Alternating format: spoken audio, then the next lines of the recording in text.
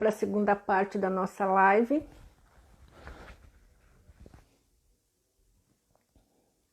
Pode entrar aí, meninas.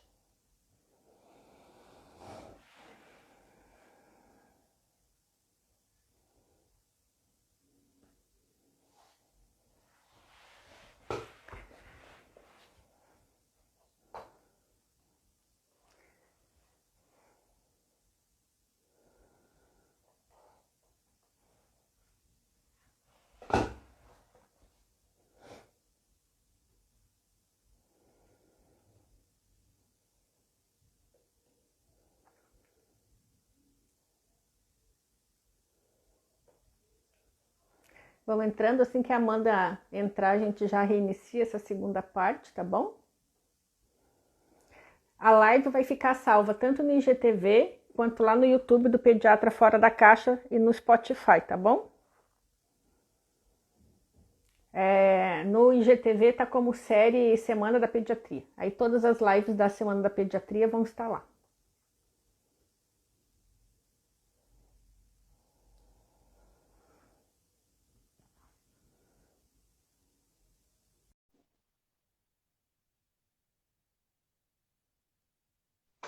Pronto, voltamos.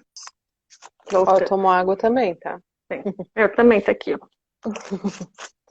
Então, voltando para essa questão da fórmula da maternidade, a gente tem alguns critérios para bebê prematuro, bebês muito pequenos, para a idade gestacional, mas o grande problema não são esses, né? São os bebês a termo, adequado para a idade gestacional, onde a mãe não está preparada para a amamentação e para os desafios dos dias na maternidade, aquele bebê que chora porque nasceu, aquele bebê que chora porque tem que controlar sua temperatura, porque tem que lidar com o mundo aqui fora, e a gente tem uma associação muito grande do choro e fome. Aí você está numa instituição onde tem um técnico de enfermagem para cada 4 mães, uma enfermeira para 20 binômios. Eles não têm tempo de ir lá, ver se a pega está correta, empoderar aquela mãe, dizer que vai dar tudo certo. O que é mais fácil? Avaliar a amamentação, corrigir ou dar a fórmula? Dá 10 ml, a mãe se sossega, o bebê se sossega, está tudo certo, passa para o próximo. Então, a gente tem essa questão nas maternidades públicas do grande número de pacientes, pouco número de funcionário, e não é que seja má vontade, é realmente desumano para todos. E agora, na pandemia, que o acompanhante não fica no pós-parto, a mãe fica sozinha, está mais complicado ainda.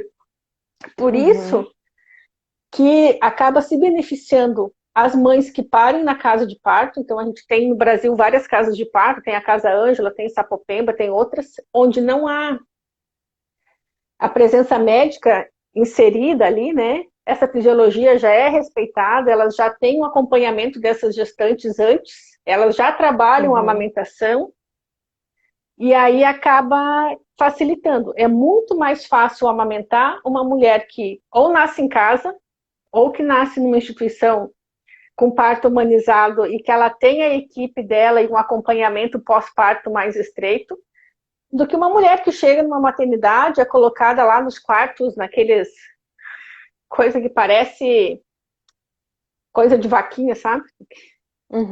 E aí acelera a parto e faz isso e faz aquilo e passa o próximo. Então é tudo muito despersonalizado, né? Ficou tipo uma medicina em série.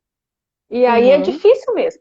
Aí a mulher não se preparou adequadamente porque não teve acesso, independente do fator que foi. Ela não sabe como um bebê funciona. Chega na maternidade, ela quer que o bebê dela pare de chorar. E se alguém disser que é fome, aí que a coisa acabou, né? Aí tu não tira mais da cabeça daquela família que não é outra coisa.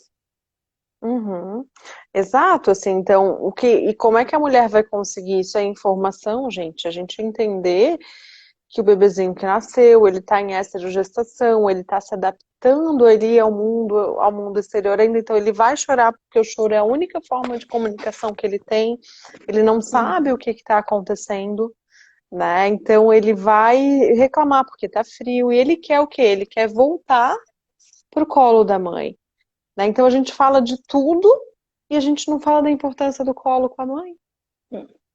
né? Então esse Como bebezinho se precisa isso estar fosse o conectado. problema da humanidade, né?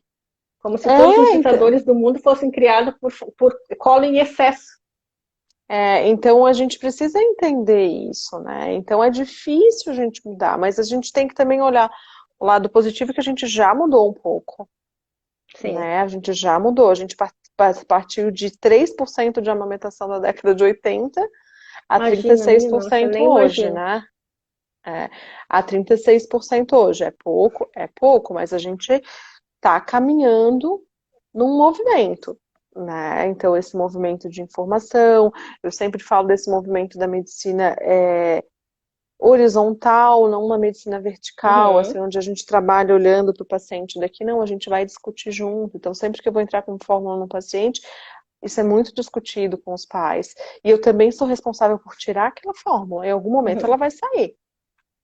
Ela não vai ficar para sempre. A gente vai escolher a melhor maneira de oferecer. A gente vai translactar esse bebê, né? Quantas Uhum. translactações acontecem na maternidade? Pouquíssimas. Pouquíssimas, né? Então o bebê chorou, vamos supor que é um bebê pig, pequenininho, que realmente precisa, a mãe ainda não tem. Por que que eu não vou translactar na maternidade, né? Que é Sim. botar a Se sondinha no tem peito e tudo, o né? bebê com a Tem a mãe. sondinha, tem tudo. Então, porque é difícil. Então, se quem tá aí conhece uma gestante, dá para essa gestante aí de presente uma consultoria de amamentação já na maternidade, Isso aí. né? Que é um excelente presente. Vai ser mais útil do que um monte daqueles brinquedinhos que a gente não usa para nada. Sim, que o bebê deixa de servir. E é uma coisa que ele já, a indústria do desmame está em todos os níveis, né? Tanto na área da Uhum, saúde, quanto na questão social, né? Da família não apoiar, quanto a própria mãe uhum, não acreditar nos benefícios, né? Às vezes a gente fica uhum, meio que enxugando gelo, assim, falando dos benefícios, mas a pessoa culturalmente não entende realmente, não uhum, introjeta nela o benefício daquilo ali. uhum, exato, né? E a gente tem o quê? Uma licença maternidade que é ridícula.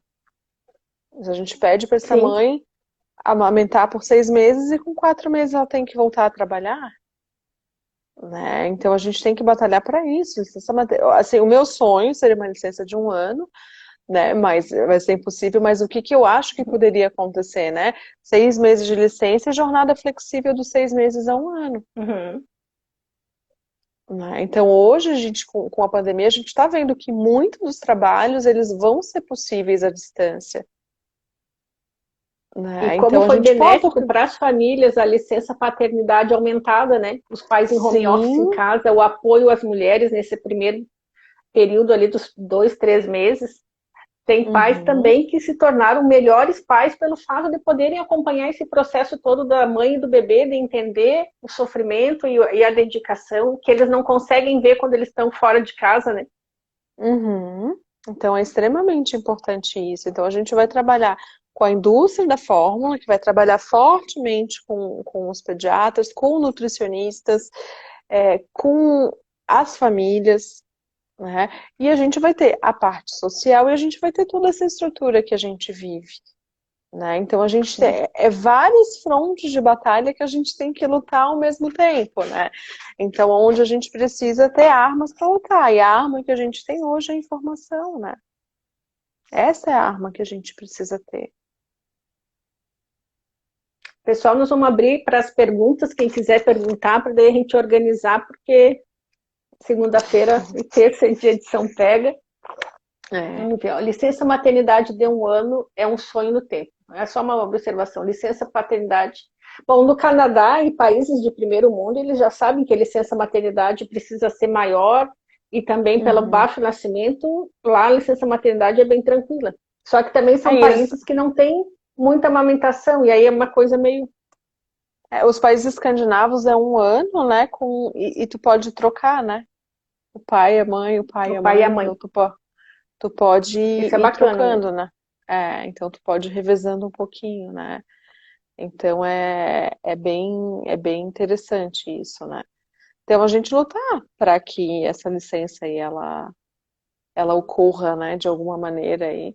A licença parentalidade, é isso, Léo, Uhum. assim, da gente revezar o pai e a mãe, né? E a gente trazer esse pai para a jogada, né? Uhum. Porque ali vocês percebem ou sabem de alguma analgesia reflexo de sucção? Sim, a criança, o bebezinho que receber analgesia, ele vai ser um bebê que ele vai ter menos reflexo. Ele vai ser um pouquinho mais devagar, né? Porque recebeu opioide, recebeu outras coisas ali no trabalho de parto. Então, com o parto, quanto menos medicalizado, melhor vai ser para esse bebê. Ele vai estar muito mais ativo para mamar, para procurar a mãe. Sim. Então ele vai ter bem menos problemas. Vou tomar o restinho do vinho e deu. Ou pelo menos que essa analgesia não seja feita no final do período expulsivo, né? Que seja Isso. feita entre 7 a 8 centímetros e não repicar com 9, porque daí isso complica até o bem-estar do nascimento do bebê, né? Uhum. Então, um bebezinho que às vezes nasce ruim, né? Daí a gente já sabe. Queremos uma sociedade melhor sem defender o bebê e os seus primeiros cuidados. A gente tem que fazer. A gente tem que É brigar. uma coisa Então, que eu às luto vezes. muito é a hora de ouro, né? É uma coisa que as pessoas Uhum. precisam fazer no seu plano de parto, é o cuidado imediato com o bebê. A hora de ouro e o pele-a-pele é fundamental para várias coisas. Uhum. Então, você precisa garantir que seja feito, independente se é maternidade SUS ou se é maternidade privada.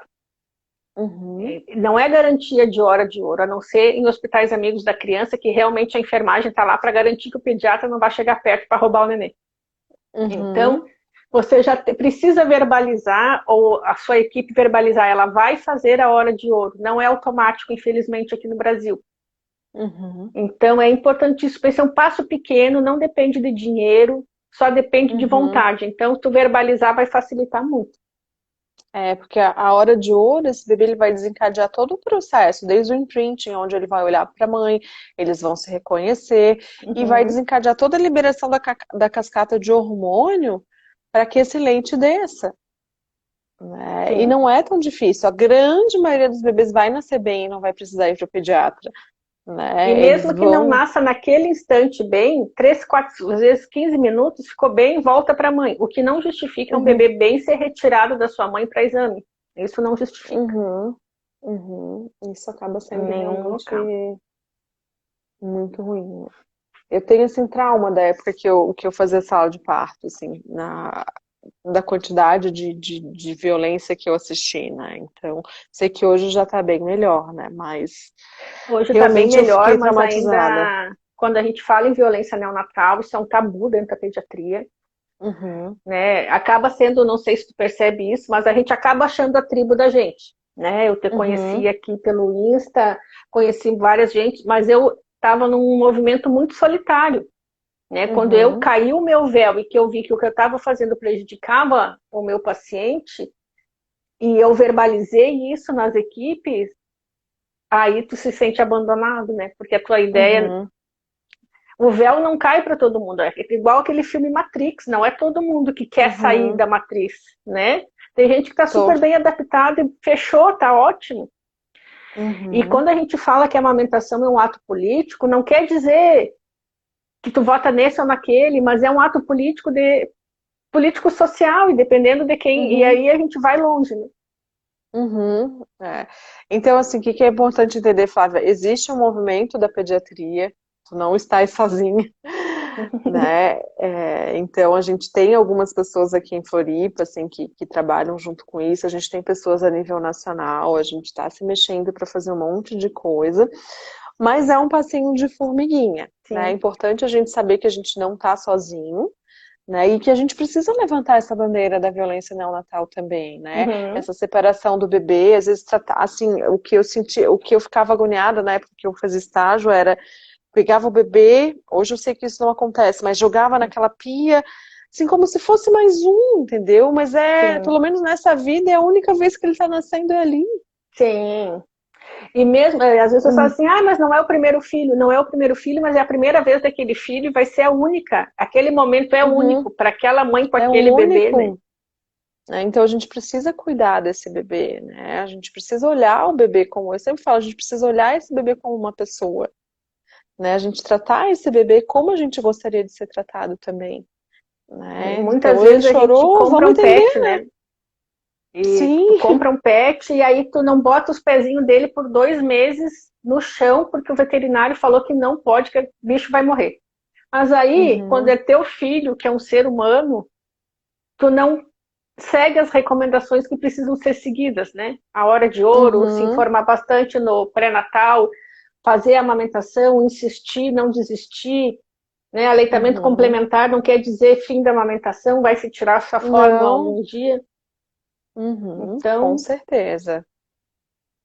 Aqui um elogio para ti, no momento em que o véu estava caindo, que eu acho lindo assim quando a gente consegue entender e assumir que a gente pode fazer diferente, né? Eu acho fantástico isso, sim. eu fico muito feliz de ver assim um monte de pediatras se redescobrindo assim, né? Então é muito legal, é muito bonito. Eu, como boa geminiana, não consigo ficar muito na mesma coisa no lugar, mas realmente, assim, quando eu vi que a minha vida. É muito difícil, né, Amanda, a gente separar o profissional do pessoal e tudo. Não, A gente é um ser né? único, né? Então eu cheguei Uhum, numa encruzilhada na minha vida que ou eu mudava ou eu desistia, em todos os sentidos da minha uhum, vida. Eu precisava ser uma melhor mãe, eu precisava ser uma melhor eu. E aí, quando eu comecei o meu autoconhecimento, caiu o meu véu. E eu acho que é isso muito que a uhum, gente precisa. É realmente discutir as escolhas, né, que a gente toma uhum, diariamente. Enfim, uhum. E discutir que a gente pode mudar também, né? Não é. sim. Eu acho Ninguém que não é assinou um problema nenhum tu papelzinho. achar uma coisa de um jeito e realmente ver que era de outro e assumir isso. Uhum, O que não pode é tu uhum. ver que a coisa está errada e continuar no erro, porque já que é assim mesmo, eu vou continuar assim, então. Ficar ali na zona de conforto, né? É. Mais alguma pergunta, pessoal? Senão nós vamos. Acho que o pessoal que Parabéns nos aqui. acompanha também já entende, né, que Já eu sabe um penso assim pouco que a isso. indústria da fórmula infantil é a mesma indústria do cigarro, o malefício é o mesmo, o tipo de marketing é o mesmo, e a gente precisa Uhum, lutar, nem que seja para diminuir. Isso acho que nunca vamos conseguir, não sei, que é uhum, o acesso à fórmula não seja tão fácil. Mas se não tiver uhum, acesso, a pessoa vai dar outro tipo, desculpa, outro tipo de uhum, leite, enfim, aí é pior. uhum. Sim, a gente já pegou. Eu já peguei bebezinho que tinha PLV e mandaram dar leite de cabra, né? Hum, Então a gente pega uns absurdos assim, né? Mas é importante a gente levantar isso, né? A gente começar aí essa semana da pediatria, né? Questionando a pediatria em si. sim, realmente, mamadeira, chupeta e fórmula são antinaturais. Nós Uhum. vamos falar muito, gente, sobre chupeta na live do Com a domingo, a última Amanda, né? live da semana da pediatria com a Amanda, mãe dos Pimpos. Vai Uhum. ser bem bacana. Faço parte do grupo de mães e é tentar acolher umas às outras, mas dificuldade é correr. Como incentivar? Primeiro, assim, o que que a gente precisa entender? A gente precisa entender que momento está essa mulher, né? Então, quando a gente começa a ISMAN, por exemplo, a gente recebe uma enxurrada de mães que não amamentaram. Então, olhar que às vezes o problema daquela mulher não é contigo que está falando, é com ela mesma. Então, ela precisa entender. Então, a gente vai devagarinho, vai comendo pelas beiradas, né? Então, a gente vai oferecendo aquilo que a gente conversou antes, assim. Quer incentivo maior para uma mulher do que tu levar ela um bolinho na casa dela? Uma puérpera? Então, nos grupos de mães a gente pode botar texto, né? A gente pode, tá tudo bem realmente? Vamos desabafar, né? Tem um outro profissional que a gente às vezes esquece nesse momento, que é o psicólogo perinatal. Então, essa mulher às vezes Tem ela dois tem. profissionais que eu gosto muito aqui em Florianópolis. Inclusive, em É, setembro, o Pediatra Fora da Caixa está fazendo 1 ano, a gente vai ter uma semana sobre puerpério e essa uhum. questão toda vai ser bem bacana. Então a gente oferecer isso, porque às vezes essa mulher ela tem uma dificuldade que é dela mesma, uma sombra que é dela mesma que ela não quer aceitar, né? Então a gente pode sim incentivar essa mulher aqui, a Jana, porque a gente quer ajudar, mas a chupeta já entrou, a mamadeira. E quando a gente... Então, uma das dicas para quem já está com a chupeta, então, se você correr lá o meu feed, tem 10 posts de 10 motivos para não dar a chupeta, e motivos que não são relacionados à amamentação. E para mim, assim, um dos principais motivos da chupeta, que eu falo contra, assim, é que eu gosto muito de falar dessa parte emocional do bebê, que a chupeta, ela funciona como um cala-boca para esse bebê. Então, colocar para essa mãe, quando a gente está botando essa chupeta na boca desse bebê, por que ele estava chorando? Eu nunca vou saber, né? Então, é a gente abrir um canal de comunicação com esse bebê, né? Então, é super importante a gente estar colocando isso para as mães, né? Colocando assim, não só, não, olha, realmente a gente vai ter problema. E a gente tem aquele artigo maravilhoso da Gabriela Buccini, que ele mostra os fatores modificáveis em relação à amamentação. A chupeta é o principal deles. Eu sei que vocês vão falar horrores da chupeta no domingo, mas a chupeta é o principal fator que eu posso retirar que vai fazer com que essa amamentação evolua.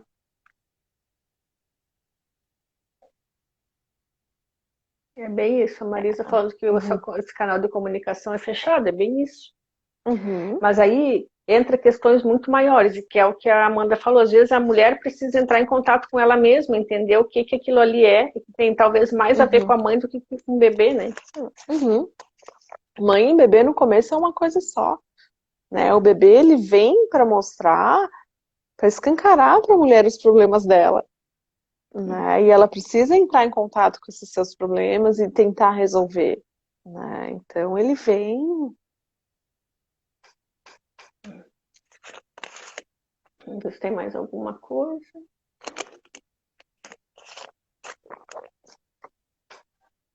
A minha mãe não chupa chupeta, chora quando faz, tenta descobrir, claro. A gente tenta descobrir o que ele quer. E geralmente a coisa engrena, né? Uhum, com certeza. O chupeta é um instrumento do adulto, é a necessidade do pai e da mãe de tranquilizar, né? De se tranquilizar em relação à chupeta. E a gente tem peito ali para isso, né? Para oferecer para o bebê quando ele chora.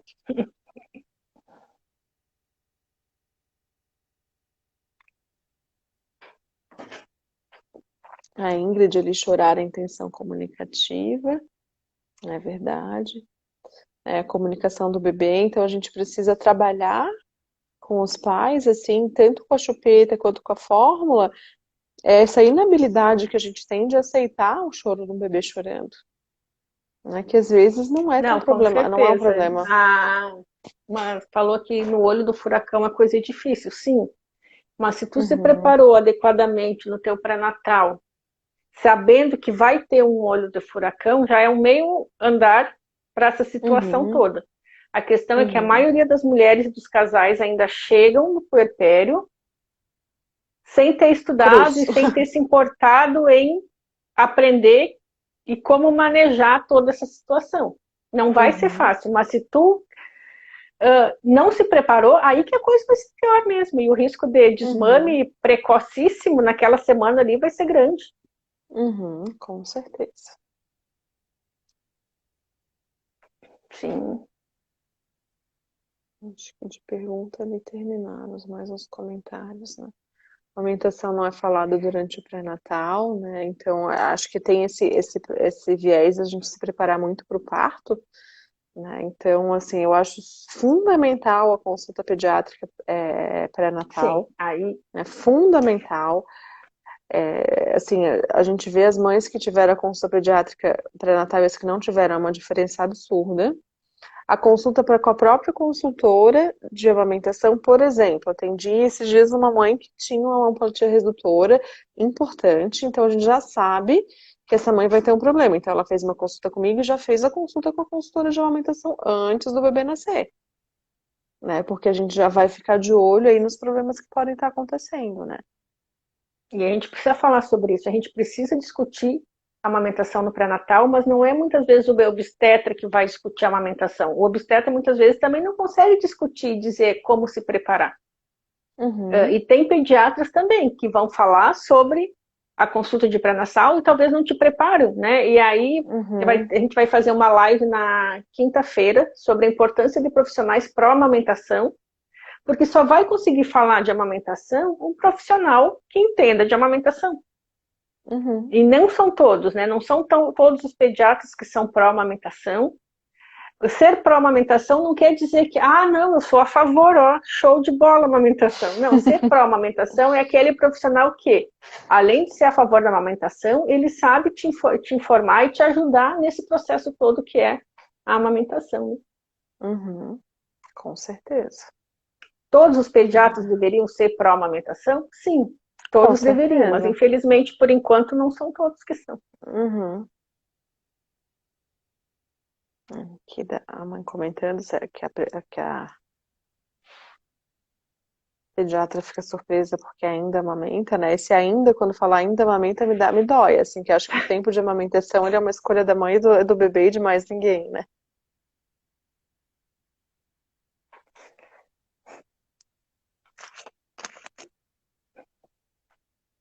Gente, indo para 10h30. Acho que a gente conseguiu falar bastante sobre isso, que a amamentação é um processo que nem sempre vai ser fácil, que a gente precisa nem perdi a palavra agora. A gente precisa se cercar de profissionais que possam ajudar. Ou pelo menos se informar aonde encontrar ajuda, caso você não possa ter a sua própria equipe. Com certeza. Mandinha, palavras finais. Muito obrigada, Flávia, assim, muito obrigada por estar aqui falando com o teu público, fico bem feliz, né? Acho que a gente que trabalha nesse meio, a gente tem que mais que se unir realmente, né? E trabalhar juntos, assim, eu vejo a gente, na verdade, como uma equipe que está trabalhando junto, e não como uma competição, né? Então, acho tão importante a gente se associar com essas pessoas. Parabéns aí pela tua semana do pediatra. Tá maravilhosa, né? Vou ver o que eu consigo acompanhar. Se eu não conseguir, eu vou estar vendo depois também. Obrigada por disponibilizar o teu tempo aqui numa segunda-feira, tempo que para nós pediatras é ouro, né? Para estar com a família e estar em casa. Fico super feliz de tu ter se recuperado e estar no processo de recuperação do Covid. Eu fiquei muito triste quando eu soube que você ficou. Só quem passa por isso sabe, né? Eu procuro fazer o isolamento completo, mas a gente está exposto, né, como profissional da saúde. Mas se cuida aí, muita luz, e nos vemos aí na vida da pediatria. Beijão pra ti. Um abraço. Tchau. Pessoal, eu vou encerrar e vai ficar no Instagram, tá bom? Beijão.